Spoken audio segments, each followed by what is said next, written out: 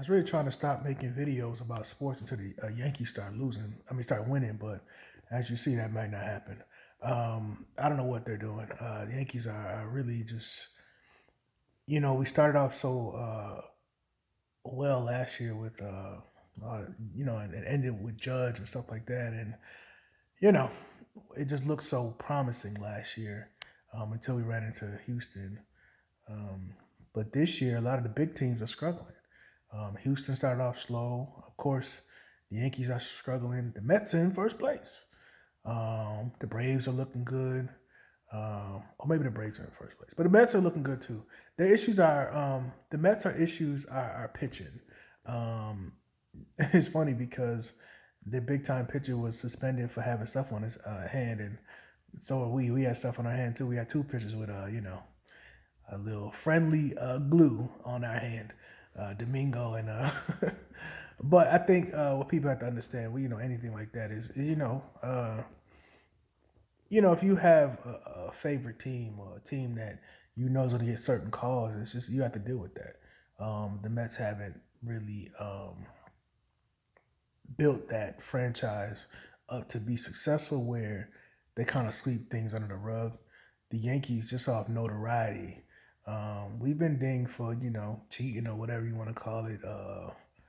Rubbing the balls or freaking putting a little tar on behind your ear or something on your neck, but we haven't been dinged hard enough, thankfully, because we keep doing it and we need it because we suck. Our freaking pitching is we have no closer. Our committee never works, so we have no closer. We got Severino, and he literally worked 2 months out the year. He'll probably be back in August, September.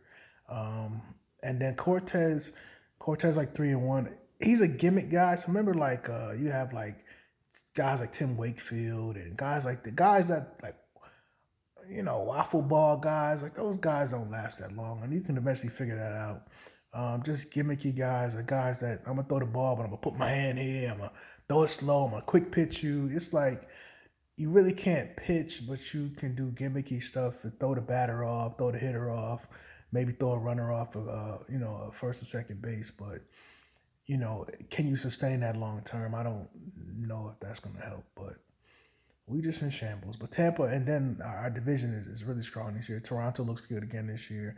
Baltimore looks good. Boston in last place. Ha. But Tampa, man, they ain't blowing us out the water. They haven't lost a home game. So we got a long season. Baseball's one of those things, 160 games. So you always say it's a long season, but you can see the writing on the wall. It's not like we getting another hitter tomorrow.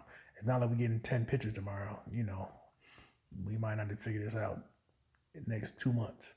But yeah, baseball's all right. I like the Padres on the other side. The Padres keep adding Tatis. They added Tatis. He hit a home run. He had a couple of hits. Mainly, he had a couple of runs, just getting on base with walks and stuff like that. He's able to, steal and get runs. I think that's the key for them is get more speed on base with him. I don't think he'll ever be the guy he was years ago with the, steroids. But but just helping out a team with just getting on base and scoring runs and steals and stuff like that, he can help with that. And they have a group of young guys, and I think they can still mesh. He meshes well with those guys because that's the past. But anyway, baseball's in a good place. We'll see. But yeah, the Yankees are not looking good, and the way baseball is one of the hardest sports to get in the playoffs. So it's not like 10 teams make the playoffs. It's like a few.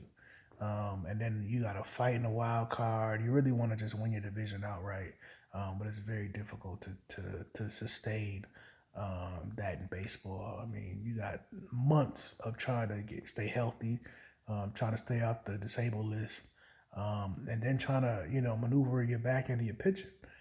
Especially we have no closer. Like we got rid of crazy old Chapman, and we don't have anyone specifically. We say we know we got a ninth inning guy. We got an eight or a setup man. If you had a setup man, would be straight. You had a setup man, I got an eighth inning guy. But now because you have so much inconsistency with your starting pitching, and with the quick pitching, the changes in baseball, guys are not going to be able to go 7 to 8 innings because you pitching 2-3 times a minute sometimes. So that helps with endurance. So those big name guys like Cole and Bumgarner, they'll be fine. Those guys that are like bruiser pitchers, or pitchers like they've been throwing 100 since they was kids.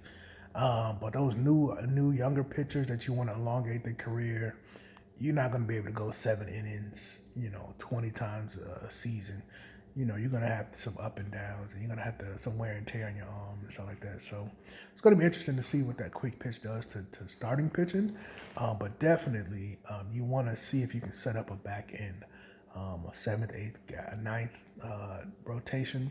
We don't have that now, and I don't think we're going to get it because I don't trust any of those guys long term.